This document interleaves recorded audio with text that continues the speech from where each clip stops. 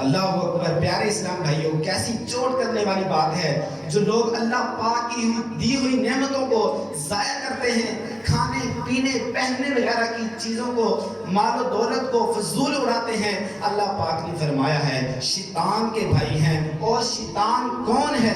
سب سے بڑا کافر، سب سے بڑا ناشکرا، سب سے ذلیل ترین ہے.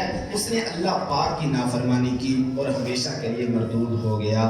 اس سے اندازہ لگائیے کہ فضول خرچی کرنے والا اتنا برا بندہ ہے کہ اللہ پاک نے اسے شیطان کا بھائی فرمایا ہے. پیارے اسلام بھائیوں، اسراف کا معنی ہے غیر حق میں خرچ کرنا، یعنی اللہ پاک کی دی ہوئی نعمت کو جہاں خرچ کرنا چاہیے اس کے علاوہ کسی اور جگہ خرچ کر دینا.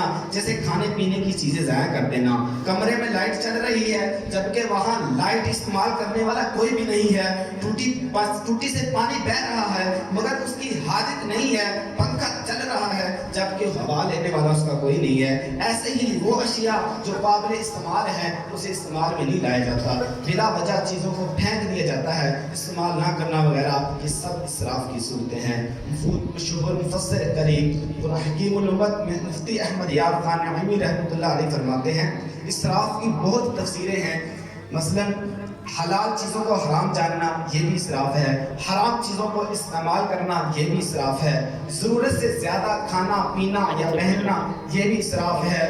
جو دل چاہے وہ کھا پی لینا، پہن لینا، دن رات بار بار کھاتے پیتے رہنا جس سے معدہ خراب ہو جائے، بیمار پڑ جائے، یہ بھی اسراف ہے. مضر اور نقصان دہ چیز کھانا پینا یہ بھی اسراف ہے. ہر وقت کھانے پینے کے خیال میں رہنا، اب کیا کھاؤں گا، آئندہ کیا پیوں گا وغیرہ ایسے ہی ہے. غفلت کے لیے کھانا، گناہ کرنے کے لیے کھانا، اچھے کھانے پینے، اعلیٰ پہننے کے عادت بن جانا، کبھی معمولی چیز کھا پی نہ سکی یہ بھی اسراف ہے. اسی طرح اعلیٰ غذاؤں کو اپنے کمال کا نتیجہ جاننا یہ بھی اسراف ہے. مزید فرماتے ہیں اللہ پاک نے ہر اسراف کرنے والے کو ناپسند کرتا ہے. ایسے لوگ اللہ پاک کی بارگاہ میں نامقبول ہیں. امام یوسف بن عبداللہ حنفی رحمۃ اللہ علیہ فرماتے ہیں روٹی کے درمیان سے کھا لینا اور کنارے چھوڑ دینا، روٹی کے پھولے ہوئے حصے کو کھا لینا، باقی کو چھوڑ دینا، اور ہاتھ سے گرا ہوا لقمہ اٹھا کر نہ کھانا یہ سب اسراف میں داخل ہے. ہاں اگر کنارے کچے رہ گئے ہیں، اس کے کھانے سے نقصان ہوگا تو توڑ سکتا ہے. اسی طرح یہ معلوم ہے کہ روٹی کے کنارے دوسرے لوگ کھا لیں گے، ضائع نہ ہوں گے تو توڑنے میں حرج نہیں. خیال رہے ہر اسراف حرام نہیں ہوتا.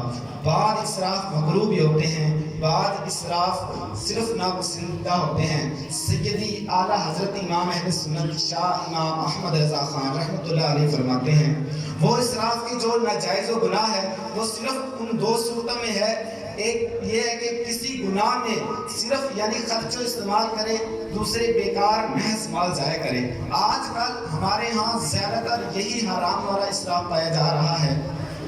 مثلا بہت سے لوگ گناہ برو کاموں میں اپنا مال خرچ کر ڈالتے ہیں، یہ بھی اسراف حرام والی صورت ہے. اسی طرح مال کو محض بیکار ضائع کر دیتے ہیں، جیسے بچی ہوئی روٹی کچری کوڑی میں ڈال دیتے ہیں، گلاس میں بچا ہوا پانی پھینک دیتے ہیں، بجلی پنکھے اے سی وغیرہ بلا ضرورت چل رہے ہوتے ہیں، پرواہ نہیں کرتے. اس سے کیا ہوتا ہے؟ مال ضائع ہوتا ہے. ظاہر ہے اے سی بلا ضرورت چل رہا ہے، اس کی ٹھنڈک لینے والا کوئی نہیں ہے، اس سے فائدہ اٹھانے والا کوئی نہیں ہے، تو بل تو آئے گا، مال تو لگے گا، اور وہ مال کہاں گیا؟ ضائع ہو گیا. کاش ہمیں اللہ پاک کی نعمتوں کی قدر مل جائے. دنیا میں ہمیں اللہ پاک نے کروڑہاں نعمتوں سے نوازا ہے، اس لیے ہم ان سے فائدہ اٹھائیں، ان کی قدر پہچانیں اور اللہ پاک کا شکر بجا لائیں. روز قیامت ان نعمتوں سے متعلق پوچھا جائے گا. اللہ پاک فرماتا ہے ثم لتسألن یومئذ عن النعیم. ترجمہ کنزل عرفان. بے شک ضرور اس دن تم سے نعمتوں کے متعلق پوچھا جائے گا. روز قیامت ہر نعمت کے متعلق سوال ہوگا. وہ نعمت چاہے جسمانی ہو یا روحانی ہو، ضرورت کی ہو یا عیش کی ہو، راحت کی ہو، یہاں تک کہ ٹھنڈے پانی، درخت کے سائے اور راحت کی نیند کے متعلق بھی سوال ہوگا. صحابی رسول حضرت انس بن مالک رضی اللہ عنہ فرماتے ہیں جب یہ آیت کریمہ نازل ہوئی ثم لتسألن یومئذ عن النعیم، یہ سن کر ایک محتاج شخص کھڑا ہوا اور عرض کیا یا رسول اللہ صلی اللہ علیہ وآلہ وسلم کیا مجھ پر بھی کوئی نعمت ہے جس کے متعلق مجھ سے پوچھا جائے گا؟ فرمایا ہاں، سایہ فرمایا جوتے اور ٹھنڈا پانی تمہیں بھی میسر ہے، روز قیامت ان سب کے متعلق تم سے پوچھا جائے گا۔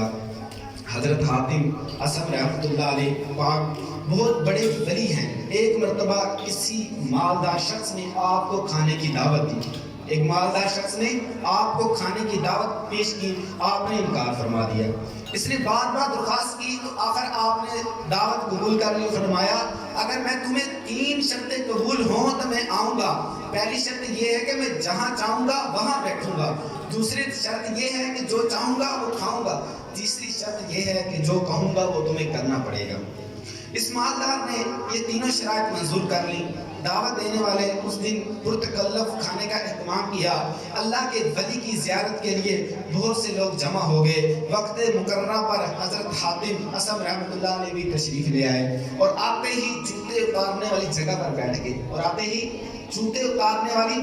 بیٹھ گئے میزبان چونکہ یہ شرط مان چکا تھا کہ حضرت جہاں چاہیں گے وہاں بیٹھیں گے، لہذا اب بے بس رہ گیا۔ کچھ دیر بعد کھانا شروع کرنے کا اعلان کیا گیا تو لوگوں نے طرح طرح کے لذیذ کھانوں پر ہاتھ صاف کرنا شروع کر دیا، لیکن اللہ پاک کے ولی نے اپنی جھولی میں ہاتھ ڈال کر سوکھی روٹی کا ایک ٹکڑا نکالا اور تناول فرمانے لگے۔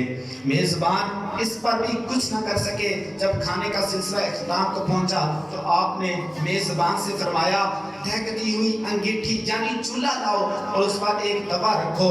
آپ کے حکم کی تعمیل کی گئی۔ جب وہ توا آگ کی تپش سے سرخ ہو گیا تو آپ نے اس پر ننگے پاؤں کھڑے ہو گئے اور فرمایا میں نے آج ایک سوکھی روٹی کھائی ہے، یہ کہہ کر توے سے نیچے تشریف لے آئے۔ پھر حاضرین سے فرمایا اب آپ حضرات کی باری ہے، اس توے پر کھڑے ہو کر اپنے کھانے کا حساب دیجئے۔ یہ سن کر لوگوں کی چیخیں نکل گئیں اور سب یک زبان بول کر اٹھے حضور آپ اللہ کے ولی ہیں اور اس گرم توے پر کھڑا ہونا آپ کی کرامت ہے، ہم گناہ گاروں کو اتنی طاقت کہاں اس پر کھڑے ہو سکیں۔ آپ رحمت اللہ علیہ نے فرمایا اے لوگوں وہ وقت یاد کرو جب سورج 1.25 میل دور ہوگا، آج اس کی پشت ہماری جانب ہے، اس دن اس کا اگلا حصہ ہماری جانب ہوگا، زمین تانبے کی ہوگی۔ اس دن دہکتی ہوئی زمین کا تصور کرو، اس گرم توے کو دیکھو کہ یہ تو دنیا کی آگ سے گرم ہوا ہے، اس کی تپش تو اس دہکتی ہوئی تانبے کی زمین کے مقابلے میں کچھ بھی نہیں، مگر آپ روز قیامت اس دہکتی ہوئی زمین پر کھڑے ہونے